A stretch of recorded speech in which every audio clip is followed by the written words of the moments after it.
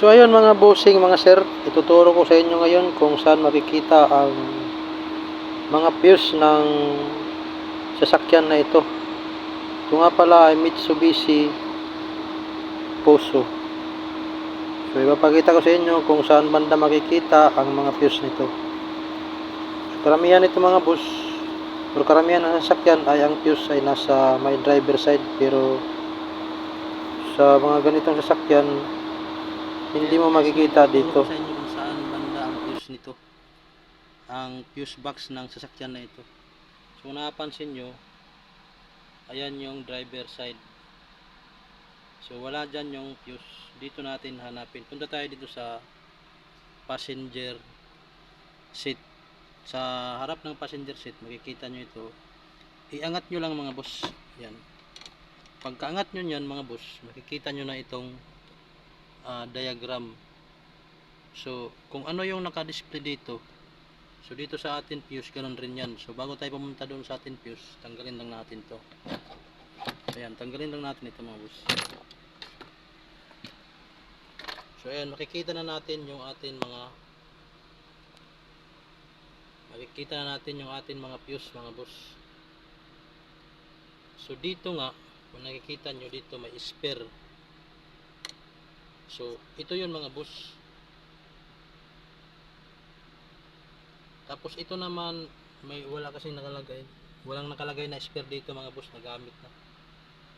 So, dito sa kabila, spare din, spare A, spare B. So ito yun mga boss. So ayan, wala tayong makikita.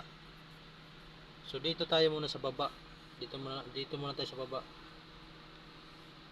So itong 10 amperes.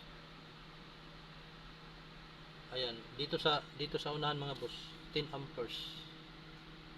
Sa katabi ng 10 amperes, mayroon ditong bakante. So ang nakalagay dito mga boss, option. So option. So dalawa lang nakalagay dito, option. Ibig sabihin, pwede itong kabitan dito mga boss. So dito naman tayo sa tatlo na to. Ito yun. 1, 2, 3. Ayan. 1, 2, 3. So nakikita nyo yan mga boss. Mayroon dyan 15 amperes, 10 amperes. So ito yun mga boss. 15, tapos 10. So ano nga ba yan mga boss? Ito yung socket, air conditioner, tapos door lock. So ito yun mga boss. Ito naman tayo dito sa katabi nito mga boss. Ayan, tatlo rin, oh. So katabi niyan mayroon yung tatlo. So mayroon dito nakalagay stop lamp, turn hazard, tail lamp. So ito yung mga fuse na yun. Ito yun mga boss. 10 amperes at saka dalawa, isang 15 at saka isang 10. So sa gitna nito mga boss may nakalagay na tail lamp. So ito yun mga boss.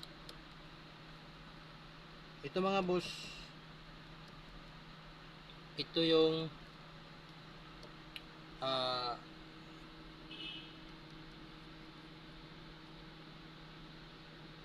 relay. Pag na ganito mga boss, 24 volts. Ito yung mga relay mga boss. Ayan, mga relay yan. So dito naman mga boss, dito naman tayo sa kabila. 1, 2, 3, 4, 5, 6, 7. So bilangin natin ito mga boss. 1, 2, 3, 4, 5, 6, 7. So hanggang dito mga boss. Kasi may bakante dito mga boss isa. Kaya wag na natin itong bilangin. Ayan, itong walang laman, wag na natin bilangin. Ang bilangin lang natin ito 1, 2, 3, 4, 5, 6, 7, 8. So 1, 2, 3, 4, 5, 6, 7, 8. Yan o, 1, 2, 3, 4, 5, 6, 7, 8. So ito dito mga boss, ayan. Ito yun mga boss. So yung una na 5 amperes headlamp relay.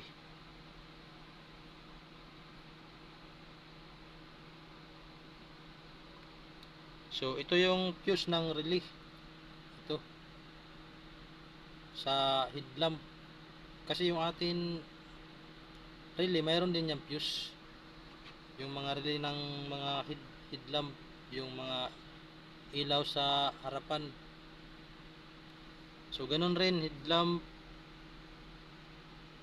So ito yung mga ano na yun, 10 amperes, 10 amperes, 10 amperes, 10 amperes, 5 amperes, 5 amperes, 5 amperes. So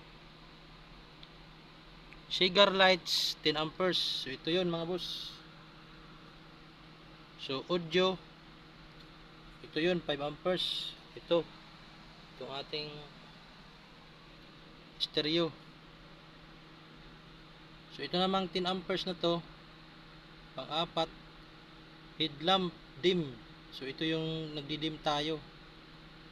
So ito naman na isa. So tingnan nyo na lang dito mga boss, yan talaga yan oh.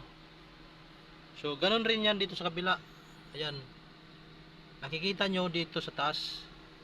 So example lang tayo. Dito may spare. Ayan, yung mga spare natin wala na oh, nagamit na. So dito tayo magsimula sa wiper. So sa wiper mayroon siyang 15 amperes sa wiper. Ayan, 15 amperes. So ito yun mga boss. Ayan, 15 amperes. Ang katabi niyan mga boss ay back lamp. So ibig sabihin ng backup lamp, yan yung atin reverse light na fuse. So tapos yan, meter speed, air dryer. Yun, ito mga relay na ito mga boss. Tapos ABS, ito yung ABS sa brake yan mga boss, anti brake system.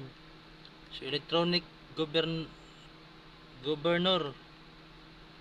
So yun. So lahat yan ng mga fuse dito makikita nyo dito. Ayan, ipapantay nyo lang, bibilangin nyo lang kung saan banda. Bilangin nyo dito 1, sample 1. So ito yun. So ang fuse na ito ay paglamp yan, itong fuse na ito. So ganun lang ang pagbabasa ng mga fuse mga boss. So sana nakapagbigay ko sa inyo ng kunting kaalaman tungkol dito sa atin fuse, kung paano hanapin yung mga ilaw o fuse ng mga ilaw at fuse ng mga relay. So ayan mga bossing, maraming salamat. So ibabalik na natin ito mga boss. Ayan, so madali lang naman ito ibalik mga boss. Ayan, nakalak lang yan. Tapos sarado na natin. So ayan, so dito mayroon kasi yan mga nilagay dyan. So ayan mga boss, so maraming salamat sa panonood. Kung hindi pa kayo nakaka-subscribe sa ating channel, please subscribe, like, and share na rin para makatulong tayo sa ibang mga kasama natin sa pagdadrive o gustong matuto sa troubleshoot or DIY ng ating sasakyan. Maraming salamat mga boss.